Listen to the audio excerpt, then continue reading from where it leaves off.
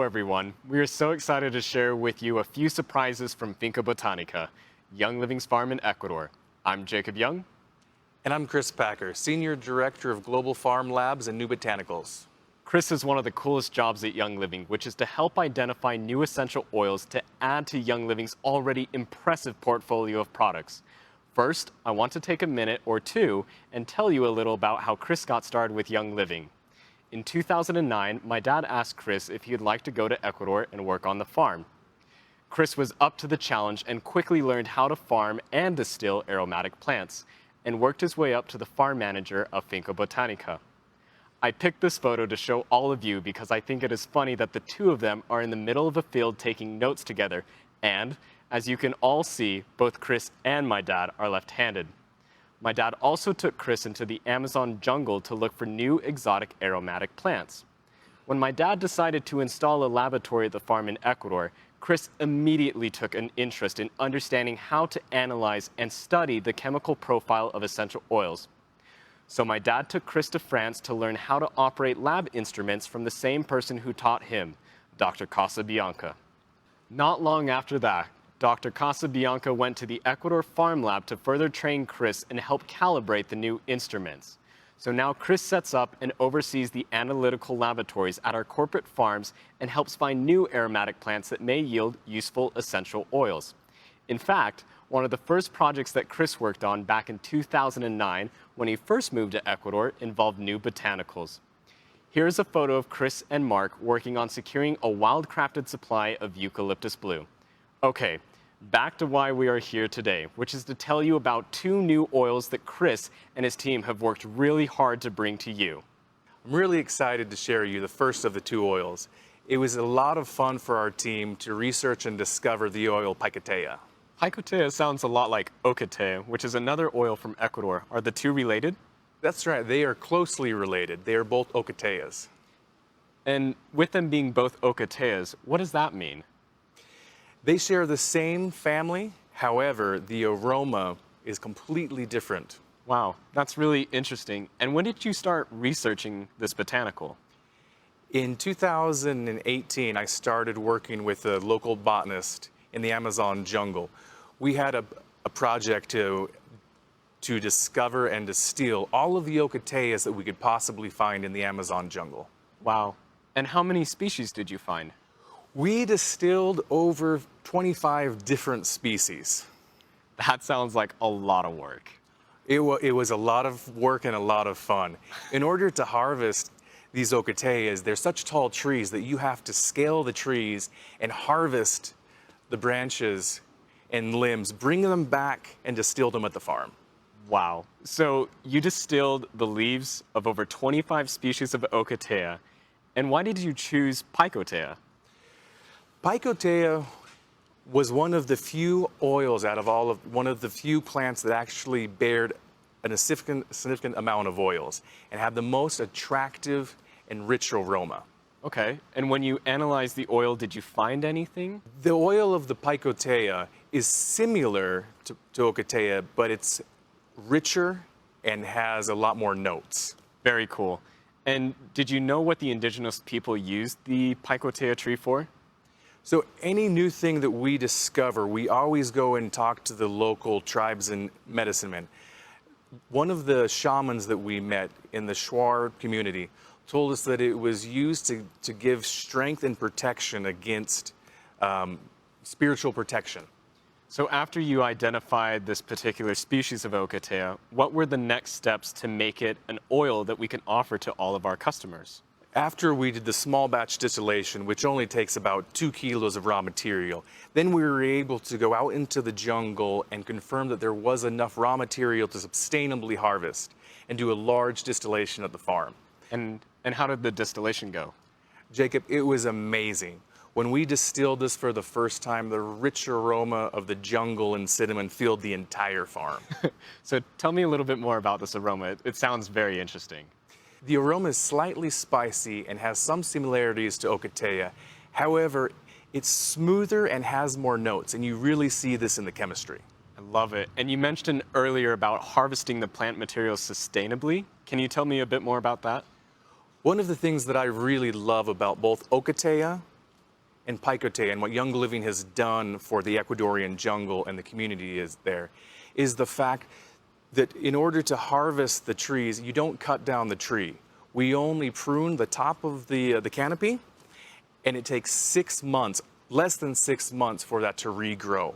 So we are actually protecting the forest because we're creating sustainable work for the local community, rather than them coming in and clear cutting the forest for lumber or for cattle industry. They're actually taking care of these trees. Wow, that's amazing. And it sounds like you have a very rewarding job. I do. I have a very rewarding job.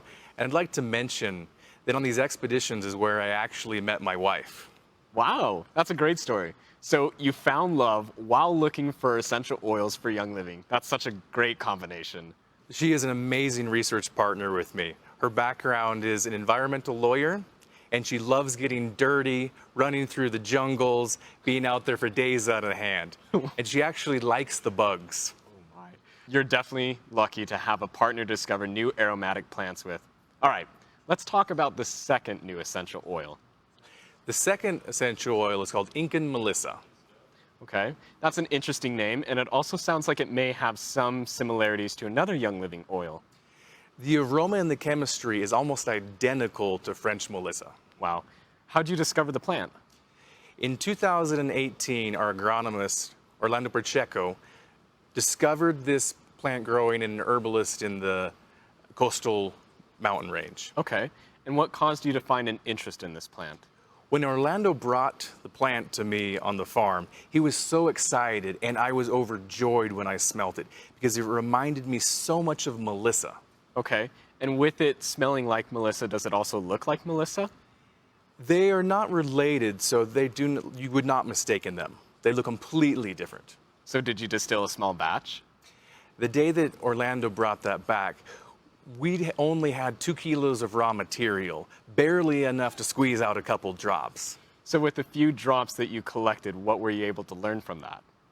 We were able to get enough to run it through the GC, and as I analyzed it, it confirmed my suspicions that in fact it shared almost identical chemistry to Melissa.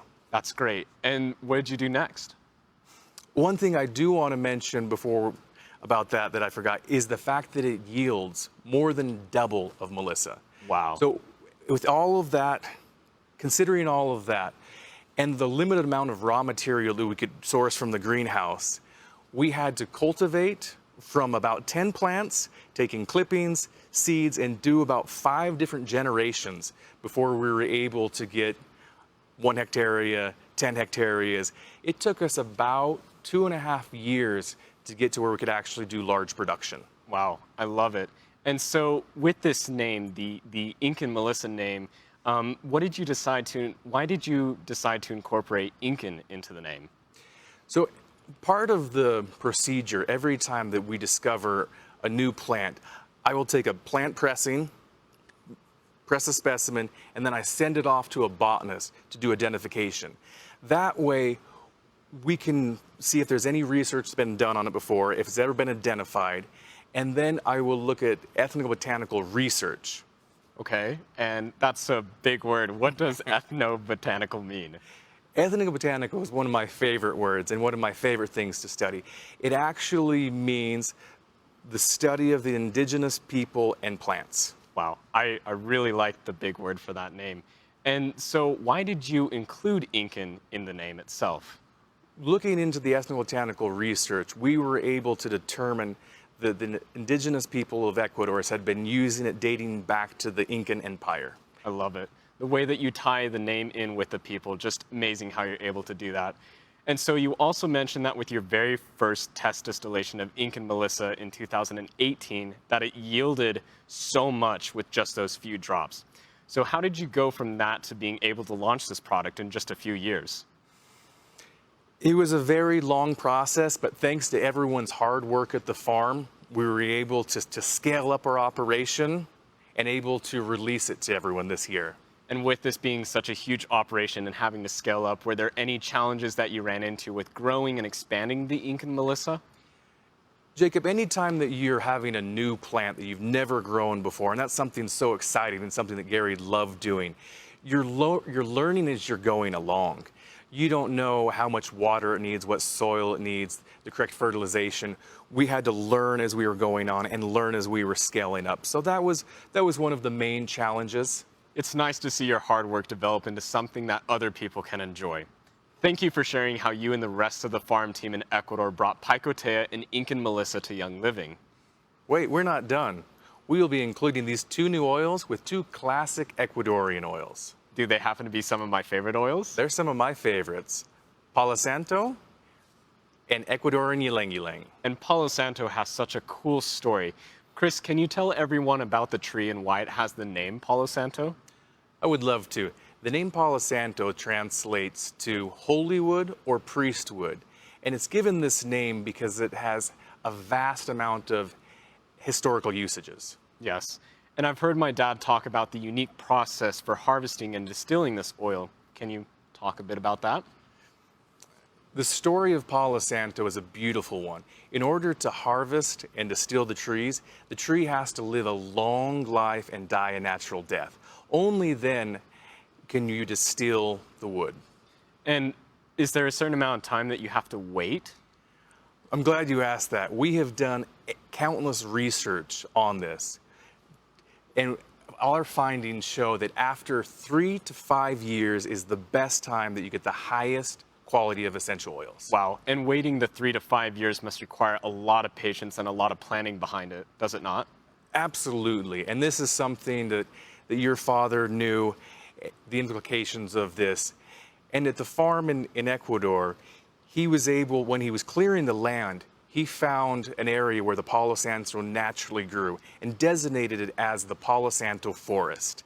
From that time, when we were going through and clearing all of the fields, we would take the Palo Santo tree from the field and transplant the little baby trees up there. And then after that, with many members, we planted another 5,000 trees to protect and conserve the Palo Santo.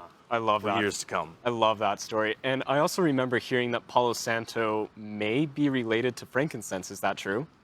Palo Santo is the cousin of frankincense. I love it. Very cool. I remember my dad referenced Palo Santo as the frankincense of Ecuador, and it also happened to be the first tree that my dad distilled in Ecuador. Yes, it's also referred to the frankincense of South America, Ecuador, and was very important to the native people. Yes. Okay, last but not least, can you share with us a bit about Ecuadorian Ylang? Ecuadorian Ylang, the queen of the farm and the flowers. Wow. And how many Ylang trees are growing on the Finca Botanica farm? We have approximately 70,000 trees on the finca. That's a lot of trees. And a big shout out to the hundreds, possibly thousands of Young Living brand partners who have helped plant so many of the Ylang trees. I've also helped harvest the flowers, and it is quite labor intensive. Our Ylang flowers are harvested in the early morning by the hands of the women of Chongong. Each and every picker is responsible for their own area. Wow. And the Ylang flower has so many names throughout the world. I've heard it referred to in Spanish as Reina de las Flores, which translates to Queen of the Flowers. It's also known as Sígueme, Sígueme, which translates to follow me, follow me. Because if anyone wears this oil, it's so intoxicating that you want to follow that aroma anywhere. Oh my. And so what makes Ecuadorian Ylang so unique and special? Ylang is grown in many parts of the tropics. One of the things that separates it from other Ecuadorian Ylang from those other parts of the tropics is the unique soil and climate, and the chemistry is very different due to the environmental differences. My dad always told me that Ecuadorian Ylang was one of his personal favorites. Chris, I've heard that you and the team have learned a lot after distilling Ylang for so many years. Can you touch up on that?